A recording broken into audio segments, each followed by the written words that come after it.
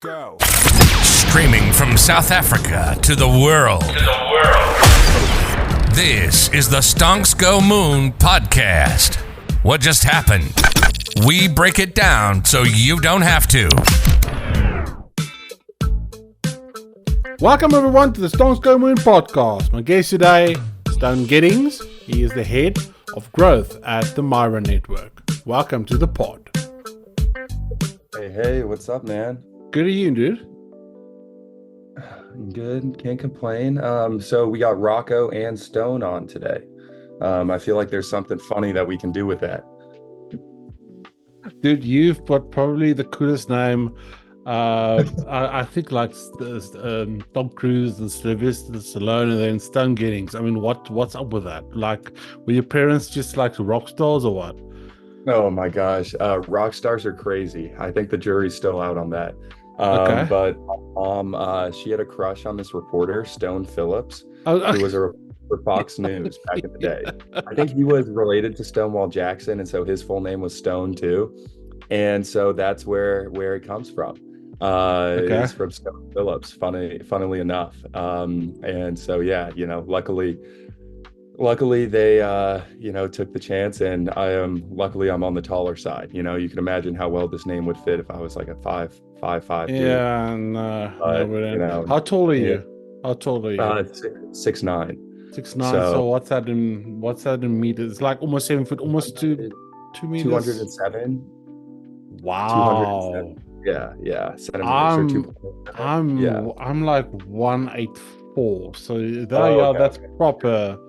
That's proper tall, man. Now, awesome. Yeah. No, exactly. Definitely tall enough, thankfully. Born and bred in America? Yeah, I grew up in Los Angeles. Yeah, I can hear it. Yeah. Yeah, Hopefully it's not too bad of a thing. I've got the surfboards at the back there. Awesome, man. So but then I've been all over. I'll give you my background real quick, but I sure. went to college, went to Cornell, and then graduated early, was playing basketball there. Went to Arizona. I'm not sure how big of a basketball fan you are, or how familiar with the city you are in the States, but Arizona is a really good basketball school. Yes. I was starting next to 3 NBA draft picks. These guys, Nico Mannion, Josh Green, who just got traded from the Dallas Mavericks actually, but was just playing in the NBA Finals. Zeke Naji, who plays on the Denver Nuggets and just won an NBA championship last year with them, and Nikola Jokic. We had this guy. What year was this? What year was 2020? 2019. So you missed NHL by like this. So I was talking to my coach from Arizona the other day, and he's like, Stone, if you would have come out from Cornell today, he said you would have made $800,000 is your market value, probably somewhere in the like $700,000 to $900,000 range. But luckily, I got an experience out of it, and we got fucked so hard. We were playing at the T-Mobile Arena in Las Vegas, right? A week away from the NCAA tournament, guaranteed entry, top 25 team the whole year. We win our first game. We go back to the MGM. That night was the night Rudy Gobert from the Utah Jazz touches all the microphones and gave everybody COVID in the NBA. Adam Silver comes on, cancels the NBA season. We wake up the next day at the MGM. Conference tournament canceled. NCAA tournament canceled. Back home 72 hours later. So I had quite the shock out of basketball, to say the least.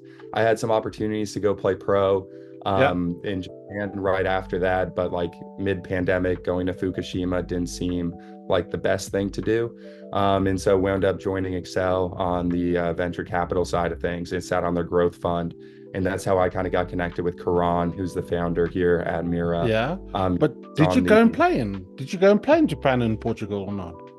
So then I did this last year. So I worked at Accel for 2 years. Okay. And then after doing that for 2 years, I then jumped into crypto full time, was doing like business development stuff for this L1 Cadena. Cadena. Yeah, I just had Annalise Osborne on a couple of weeks ago. Cool. Yeah, I just met up with her for the first time a couple of weeks ago. She's awesome. She's electric, by the way. Yeah, no, she's really good. She joined right after I left. So I was at Cadena for like a year.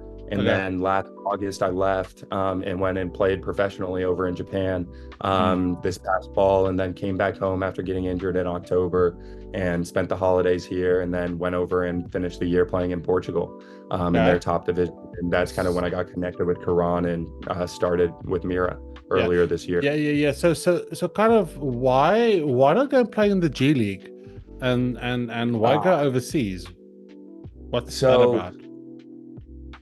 Number one, like the G League type of basketball style is very much like I don't think it's the best basketball style. It's very nepotistic in the sense like you've got your two-way players in the NBA, and it's like watching the Lakers summer league team. Yeah.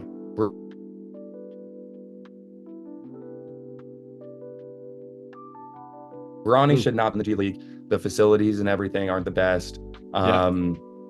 And, the bottom line is, like, for a guy like myself, you probably aren't going to get the look being 26, 27 years old. Yeah, okay. Like being a rookie in the G League at 26, 27. Yeah. And so my thought process was like, number one, it just doesn't seem as fun doing the G League. Like it seemed pretty miserable with like the type of individuals they have in the space and like whatnot. And so wanted to go overseas and kind of prove myself out there, hopefully get to like the thought process, like if I could do well over there, like get up to a Euro League type of team, and then maybe I can get an NBA look. But like after the season, especially, like I know this one guy, Matt Morgan, that I played college basketball with at Cornell, and he's kind of going that route. He's been playing on great teams. He started off in the G League on the Raptors, this point guard, shooting guard guy. And then he's been playing overseas for like 4 years across like France, was playing in the same league as Wemby when Wemby was there, was playing on the best team in London this year, got pulled back to Charlotte Hornets for the summer league, set the record for Charlotte and had like a 36 point game where he went like 13 for 13 and he couldn't even get an NBA contract, so it's just like, it's like anything else. They look at these guys, but it's like investing in a high risk crypto project, like you want to know that there's like a ton of upside. And just frankly, an 18-year-old, regardless of if they're lying about their age or not, which is a different discussion, has more upside than a 28-year-old. And if your surname is LeBron or James, sorry, if your surname is James, then kind of that helps. So I think people are realizing the European leagues are very good. I think if the Olympics are showing us one thing, it's showing the Americans that the European leagues are very good. We've seen the French dominate. Yeah, basically with the guys Wemby and Stump and people coming in. So my question would be, what did playing over there sort of teach you, or like what skills did basketball teach you that you sort of relate back to the space that you're in now? Yeah, I mean, I think overall, right, it's similar in a lot of ways. You can take it from a work ethic perspective. Obviously with basketball, it's one of those things where you can work as hard as you want or as little as you want. And certain people do work harder than others, and similarly, especially like when you're in a startup environment, you don't have a coach necessarily. You don't have anybody telling you that you have to get something done. Like it's on you to kind of come up with that motivation to really perform at the highest level on a daily basis. And so that like self-accountability, I think, is huge and translates across so many aspects of life. I think the risk on personality comes across as well in my story. I'm not exactly afraid to take a chance, especially when it's something that I believe in. And so, I think that's very important when you're in the startup culture as well. And then also just like interesting story and storytelling, being able to connect with people. Like I feel like I've done so many different things that, at one point or another in my life, there's something that's about my story that's interesting and memorable and, is very important, especially for me sitting where I sit at Mira on our growth team and really trying to be an evangelist for the brand and, expand our relationships and make sure that we know as many people in the space as possible. Okay, let's talk about Mira. You guys raised $9 million. How are you guys gonna spend that in the next 6 to 12 months? I'm sure you've seen the AI startup trend. They Mhm. spend 75% of the budget buying a website. That's interesting. Are you guys Yeah. also going to buy Mira.com for Well, 6 more? It's luckily just, we already own our website, it's the but that is dumbest. also bad. It's sorry, but it's the dumbest thing ever. It's Yeah, like, how and do then they you released raise a and trailer for then a Black Mirror episode, you know? So yeah, no, agree. Luckily, we are not in that boat, and we don't have to spend 75% of our fundraise on on a website, you know? And hopefully too, I think we are all of the opinion that $9 million is a sizable enough amount of money where it could last and should last more than 12 months. And so yeah. we have of different initiatives though that we're working on and Okay. prioritizing in the next 6 to 12 months. So we've got a team now of around 30 people looking to Mm. continually add, engineering talent wherever we can, and a little bit more on the ecosystem side of things. So there's certain things that go into headcount. There are certain grants that we're also prioritizing, I would say. We have a number of different projects kind of building on top of Mira. So Mira as a platform, and a network overall, and marketplace faces certain challenges, Mm-hmm. that come across with chicken and the egg. Everyone's so familiar with the Airbnb story and whatnot, and they talk about this a lot. And so to really kickstart our marketplace, we're working on a number of different projects leveraging Mira's infrastructure. And so Okay. the first one for that is Clock, which is our dedicated crypto co-pilot, which we're really excited about and have been getting great feedback with. Hit me Mm. up if you want early access. Okay. Cool. Saying there might be an airdrop, but it will put you in the best position possible if there is one. Mm-hmm. And then there's a number of other projects. Bitcraft was one of our lead investors, and so we're doing a lot on the gaming side of things, helping create certain models that can enhance gameplay. We're doing a lot on the consumer side of things with a number of different apps. One of them just launched last week, and I believe has already surpassed 5,000 DAUs. There's also a lot that's non-crypto related that we're working with. We're working with a production studio for a PDF reader, script editor that helps summarize these tools and help increase the feedback loop when it comes to anything that they're trying to do, as well as this educational platform that's building models to help enhance your study habits and optimize your learning qualities, which will be more of a B2B sales motion. And so we have a number of different projects that I'd say we're really trying to kickstart Yeah. and showcase, the power of our platform. Interesting. Zuck came out the other day basically with open source AI, and sort of everyone lost their marbles a bit, because now it's like, oh, well, what's what's the moat now? Because they just went open source. So what's your sort of thoughts about open and closed AI ecosystems and where you guys are positioning yourselves? Yeah, so I think, when it comes to these different types of ecosystems, there's a number of different ways to go about it. I think we fall into more of a similar Zuckerberg camp. I would say, Oh. he mentions in his article, where he releases the next iteration of Llama, he mentions Linux and how these Mm. solutions have become more verticalized over time as it's become more efficient for businesses, and so like you might want to leverage OpenAI in your business, but do you really need a 1.5 trillion parameter plus model to necessarily achieve these goals? Probably not, and what does that do for you? That leads you to be able to create something much more verticalized and custom to fit your specific needs, as well as, significant benefits in terms of cost, because you're not running through 1.5 trillion plus parameters.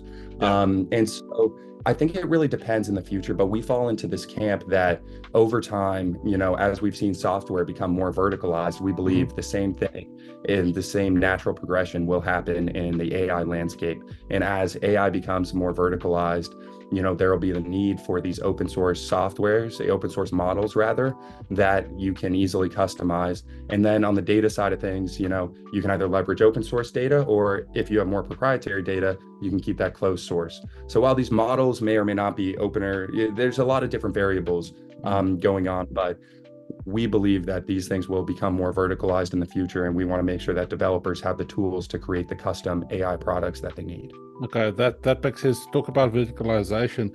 How exactly do you merge AI and blockchain? So we do it in an interesting way. And, because we work with a lot of crypto native projects, but Mm-hmm. also, more Web 2 projects, we have the Yeah. ability to kind of obfuscate the blockchain from, view to a certain extent. Where it comes in and is really important is in a few different ways. So through our token economy, what we Mm. can do is with these models that we have on our platform, we wrap those within smart contracts as objects to ensure the validity of the person contributing the model, Okay. and to ensure that the net proceeds from the model and the usage of this model are distributed back to the right person. And so that's where blockchain comes in, really to enhance the security and also provide utility for our token, as we're able to redistribute funds back to the people creating the models and the people creating data. In the future as well, you can think that we'll be able to do really interesting things around incentivization of the creation of certain data sets, incentivizing the creation of certain models, as well as we have an interesting model that we're working towards around AI model evaluation. AI Okay. model eval is a very challenging space right now because of how multidimensional these reviews are. And so we're taking an approach with a lot of different evaluators, similarly to like if you're going to a restaurant for dinner, you'll go on Yelp and Yeah. whatnot, and you can see these reviews and you have a certain level of trust because of the multidimensional reviews that are being given. Mm. We'll have these evaluators giving reviews on the model so that you have a certain trust score, and these evaluators will have certain slashing penalties similarly to validators on proof of stake networks, if they're performing maliciously. And so there's a lot of interesting things that we can do with the token to incentivize certain areas, and then also, really drive a lot of value for AI more broadly. Awesome. Sounds really interesting. Last question before I let you leave.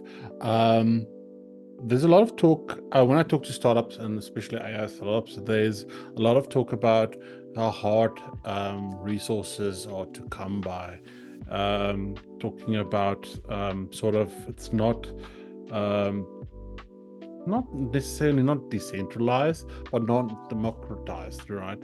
So what's sort of your take there? And again, in Mara's positioning in the space, how do you see it, like the access to large language models, training data, all that stuff? How is that going to play out for you guys? Well, similarly to, what we touched on earlier, is like we really Mm, want to give people these tools and make it a lot easier for anyone to use them. Right now, if you are a developer building in the space, you'll probably have to leverage a number of different, SDKs and APIs to kind of create this end product that you're desiring. And then, you have a new iteration of Llama come out, and that just, leads you to starting over and, having to do a lot of this work over again. And so we want to create these fundamental building blocks that people can use to quickly spin up apps, similarly to how Wix and Webflow, really revolutionized how people build apps and get people curious and building. Then they'll experiment with the existing flows that we have on our platform. And then as they're experimenting more and more, maybe even this leads them to building custom flows, leveraging all the different partners that we have on the data side, all the different partners that we have on the model side, or helping them create their own model, and then all the different partners we have on the inference side, so that they can create these custom flows that'll really have staying power and accelerate their product roadmaps. It's a brave new world, my friend. It's amazing. You're just thinking about what's possible, what's being built at the moment.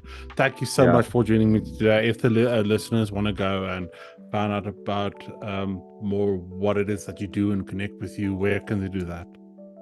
Yeah, follow us on Twitter. We're on Twitter at Mira Network. Check out our website, mira.network. And I think the best thing you can do is kind of get involved with what we're doing with our chatbot Clock. Feel free to come in and, ask it whatever crypto questions you're curious about, and learn more about some of the features and functionalities that we can offer. Awesome. Thank you so much for joining me today. And to our listeners, peace, love, and prosperity. Catch you in the next.